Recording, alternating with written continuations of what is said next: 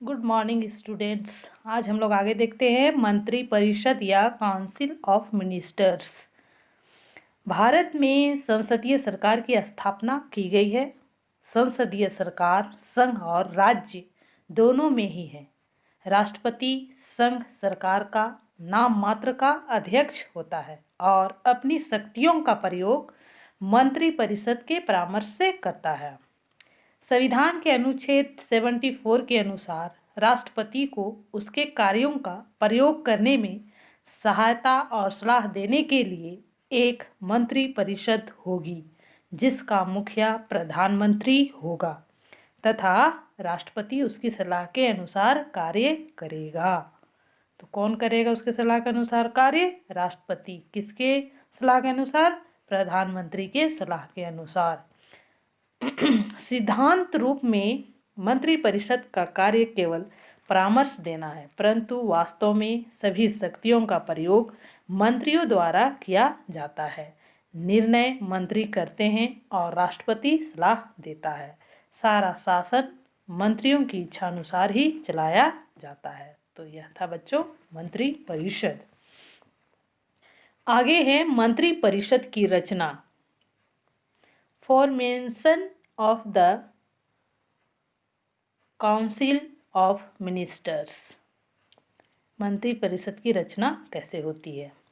संविधान के अनुसार प्रधानमंत्री की नियुक्ति राष्ट्रपति करता है। बच्चों ये भी 1 नंबर के क्वेश्चन में आते हैं। प्रधानमंत्री की सलाह से दूसरे मंत्री भी राष्ट्रपति द्वारा नियुक्त किए जाते हैं, परंतु प्रधानमंत्री तथा दूसरे मंत्रियों की नियुक्ति में राष्ट्रपति पूरी तरह स्वतंत्र नहीं है। आम चुनाव के पश्चात लोकसभा में जिस दल को बहुमत प्राप्त होता है, उस दल के नेता को राष्ट्रपति प्रधानमंत्री नियुक्त करता है और उसे सरकार बनने के लिए आमंत्रित करता है। प्रधानमंत्री अपने साथियों अथवा मंत्रिपरिषद के सदस्यों को चुनने में स्वतंत्र होता है। वह उन नामों की सूची तैयार करता है जिन्हें वह मंत्रिपरिषद में शामिल करना चाहता है। राष्ट्रपति इस सूची के अनुसार मंत्रियों की नियुक्ति कर देता है। राष्ट्रपति अपनी इच्छा से इस सूची में कोई परिवर्तन नहीं कर सकता। मंत्रियों में विभागों का वितरण भी प्रधानमंत्री की इच्छा अनुसार किया जाता है। साधारणतः मंत्री संसद सदस्यों में से लिए जाते हैं। यदि मंत्री बाहर से लिया भी जाए तो 6 महीने की अवधि में उसे संसद का सदस्य अवश्य बनना पड़ता है, अन्यथा उसे मंत्रिपरिषद से त्यागपत्र देना पड़ेगा। प्रधानमंत्री सदन के सदस्यों की कुल संख्या का 15% सदस्यों को मंत्री नियुक्त करवा सकता है। सभी मंत्री एक ही दल से लिए जाते हैं। यदि किसी एक राजनीतिक दल को स्पष्ट बहुमत ना हो तो ऐसी परिस्थिति में साझी सरकार बनाई जाती है। साझी सरकार की परिस्थिति में भी राष्ट्रपति द्वारा उस व्यक्ति को प्रधानमंत्री नियुक्त किया जाता है जो विभिन्न राजनीतिक दलों द्वारा नेता चुना गया हो। 1999 के चुनाव के बाद केंद्र में अटल बिहारी वाजपेयी के नेतृत्व में 23 दलों की राजग सरकार गठित हुई थी। वर्तमान में डॉक्टर मनमोहन सिंह के नेतृत्व में कई दलों की गठबंधन सरकार सत्तासीन है। प्रत्येक मंत्री को अपना पद ग्रहण करने से पूर्व राष्ट्रपति के समक्ष अपने पद और गोपनीयता की शपथ लेनी पड़ती है। कभी कभी प्रधानमंत्री ऐसे व्यक्ति को भी मंत्रिमंडल में शामिल कर लेता है जिसको कोई भी विभाग नहीं सौंपा जाता। उसको बिना विभाग का मंत्री कहा जाता है। आगे है अवधि या टर्म। संविधान के अनुसार मंत्री राष्ट्रपति के प्रसाद पर्यंत अपने पद पर रहेंगे, परंतु वास्तविकता इससे भिन्न है। राष्ट्रपति अपनी इच्छा से किसी मंत्री को उसके पद से हटा नहीं सकता। यद्यपि संसद का चुनाव 5 वर्ष के लिए किया जाता है, फिर भी मंत्रिमंडल की अवधि निश्चित नहीं है। मंत्रिमंडल अपने पद पर तब तक बना रहेगा जब तक लोकसभा में उसका बहुमत है तथा लोकसभा उसके विरुद्ध अविश्वास प्रस्ताव पास नहीं करती। मंत्रियों का कार्यकाल लोकसभा की इच्छा पर निर्भर है। तो बच्चों यह था मंत्री परिषद। आगे है मंत्रियों की श्रेणियां, मिनिस्टर्स कैटेगरीज। मंत्रियों की कौन कौन सी श्रेणियां हैं। भारत के संविधान में केवल मंत्रिपरिषद की व्यवस्था की गई है, परंतु पहले प्रधानमंत्री पंडित जवाहरलाल नेहरू के कार्यकाल के समय से ही मंत्रिपरिषद में 3 प्रकार के सदस्य शामिल होते हैं। वो 3 प्रकार के सदस्य कौन कौन होते हैं।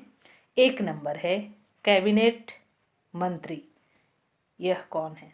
मंत्रिपरिषद में सबसे उच्च अथवा प्रथम श्रेणी के मंत्रियों को कैबिनेट मंत्री कहा जाता है। वास्तव में यह मंत्रिपरिषद की एक छोटी कमेटी है। इसमें थोड़े से महत्वपूर्ण मंत्रियों को शामिल किया जाता है। प्रत्येक मंत्री को एक अथवा एक से अधिक विभाग दिया जाता है और उस विभाग के संबंध में सारी नीतियों का निर्माण संबंधित मंत्रियों द्वारा अकेले ना करके पूरे मंत्रिमंडल या कैबिनेट द्वारा किया जाता है। इस मंत्रिमंडल के सदस्यों की जिम्मेदारी संयुक्त और सामूहिक होती है। दूसरा नंबर है राज्य मंत्री, मिनिस्टर्स ऑफ स्टेट। दूसरी श्रेणी में राज्य मंत्री आते हैं।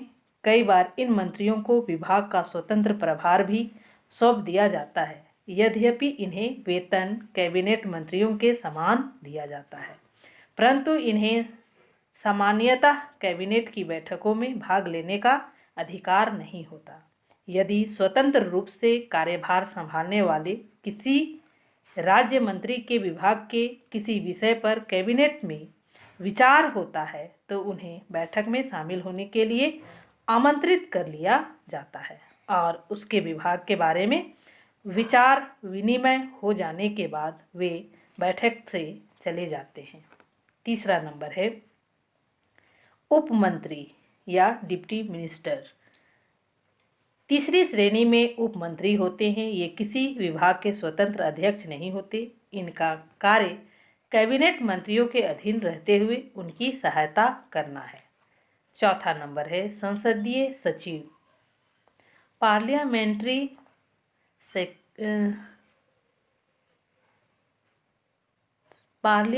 सेक्रेटरीज। संसदीय सचिव मंत्रियों को संसदीय कार्यों में सहायता करते हैं। ये मंत्रिपरिषद के सदस्य नहीं होते। इन विचारों की नियुक्ति प्रधानमंत्री द्वारा किया जाता है तथा इन्हें शपथ भी प्रधानमंत्री ही दिलाते हैं। तो बच्चों यह था मंत्रियों की श्रेणियां। आगे है कैबिनेट सचिवालय। यह क्या है।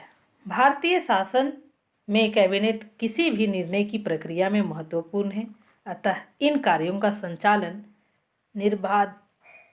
निर्बाध गति से करने के लिए एक सचिवालय कार्य करता है, जिससे निर्बाध करने का मतलब बिना रोक टोक के, जिससे कैबिनेट सचिवालय के नाम से जाना जाता है। इसलिए सचिवालय का प्रधान प्रधानमंत्री होता है।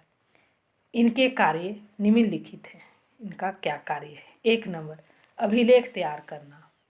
यह सचिवालय विभिन्न विषयों को कैबिनेट तथा गठित कमेटियों के सामने रखता है तथा उनके निर्णयों का अभिलेख तैयार करता है और उसे लागू करने के लिए उचित कार्यवाही करवाता है। दूसरा नंबर है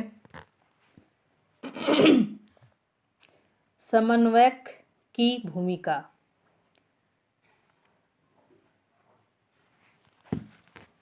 यह विभिन्न विभागों के सचिवों के मध्य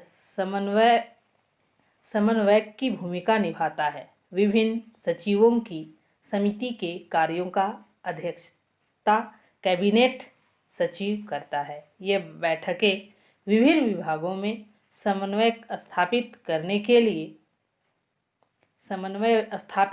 के लिए किए जाते हैं।